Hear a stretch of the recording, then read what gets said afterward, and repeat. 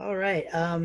So just briefly, the story is called "Pictures of a City," and it is the title of it is from a song by King Crimson from their 1970 album "In the Wake of Poseidon." I highly encourage you to listen to this song in particular, but I'll just go ahead and get started. To experience the city at 4 a.m. is a study in uncertain space. In normal time, there is a seething energy of too many bodies and too much noise, and the toxic fumes of our conveyances and of our manic scurrying, our claustrophobic cacophony. Laura stepped out of her apartment building onto the buckled and cracked sidewalk. She vaguely remembered the note from the city in her mailbox about an impending repair. That was 3 years ago. On this morning in mid-May, the sun was still lurking below the horizon and the birds were just beginning to discuss their daily plans. This was her favorite time of day, when she could feel the world taking its final deep breath before it endures the frenetic emergence of life. The air had a slight tang that was unfamiliar to her. It was faintly acrid and yet sweet. It was almost like the smell of matches combined with something undefinable. Laura always took a very early morning jog because she figured that even the muggers were in bed. And though was always alert, nothing untoward ever happened on these runs. So when the smell became more redolent, she found herself aggravated that her morning might be disturbed. Laura looked around with unaccustomed apprehension and set off for her run. At first, she took her usual route past the little bodega where she sometimes picked up daily groceries and the best tacos al pastor in the city. The place wasn't open yet, but she thought she saw a shadow or two in the back of the store. She would sometimes run into Mr. Martinez, the owner, taking early deliveries, and they would exchange friendly nods. As she ran, the scent she had experienced outside of her building had almost dissipated, and she felt a sense of relief. As a result, Laura decided, just for a little change of pace, to take a slightly different way. There was this odd little side street, McAllister Avenue, that she'd always been vaguely curious about, but had never turned down.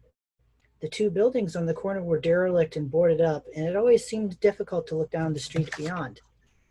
Curiosity had never been one of Laura's defining characteristics, but for some reason she was in rather an adventurous mood this morning. As she turned down McAllister Avenue, the scent started to come back more strongly. It was coming from further on down the street. As she drew closer to the derelict buildings, the fragrance changed. Gone was the acridness, replaced by something warmer and more inviting. The sweetness was still there and felt instinctively drawn to it.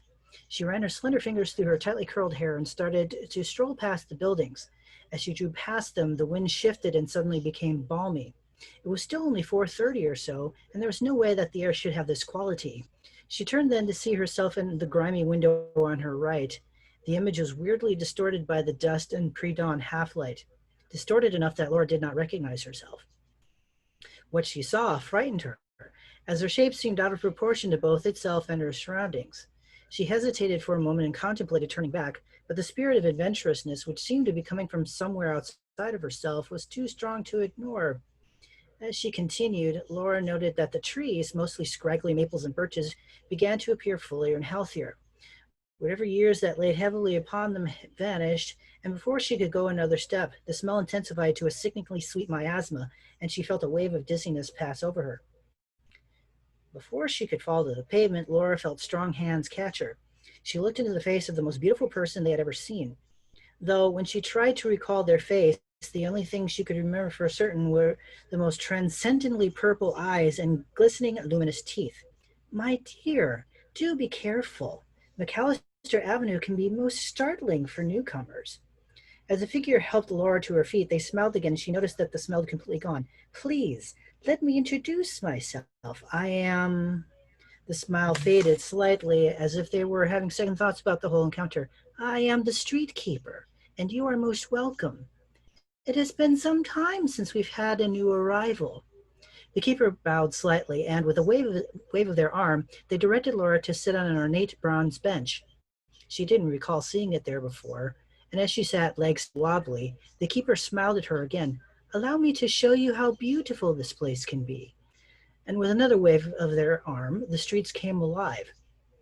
A mass of people, seething and surging, appeared from seemingly nowhere. Cars, trucks, bicycles, all manner of vehicles sped along the thoroughfare. The whole scene expanded from the dingy, almost alley-like appearance Laura was used to a broad, teeming scene. The sudden shifts that she had been experiencing were proving too much for Laura to handle, and she was about to ask the keeper a question, but they simply put their finger to their lips. Watch now. You will know when the moment comes to join. The keeper put her hand on Laura's shoulder, which caused her to flinch for a moment. As their touch became firmer, the scene before her accelerated. It felt to her like time was speeding at a dizzying rate, yet the cars and the people were not affected.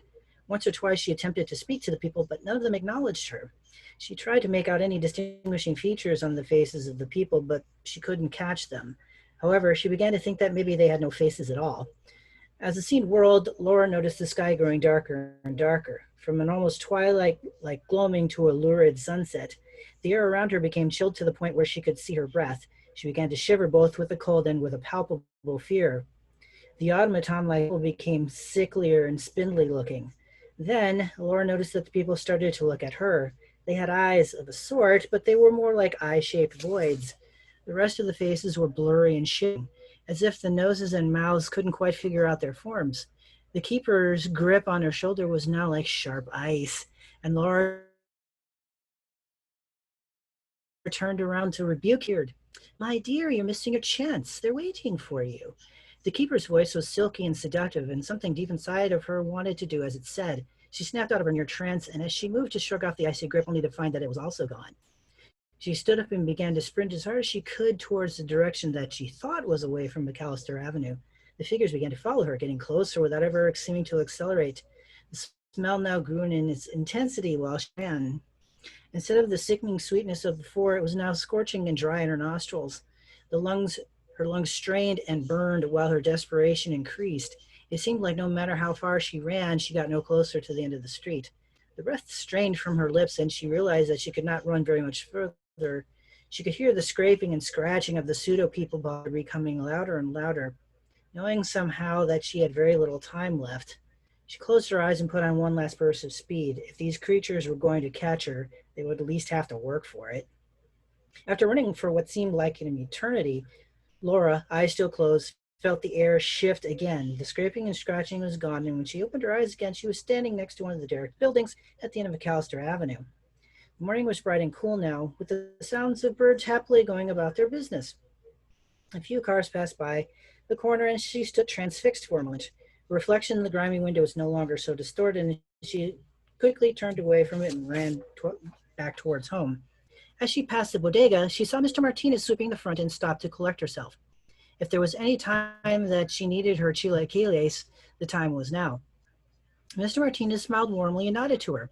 When he saw her face, his expression changed to one of worry. McAllister? He asked. Laura nodded meekly. Si, senor. Mr. Martinez nodded and beckoned. Pasa. The end.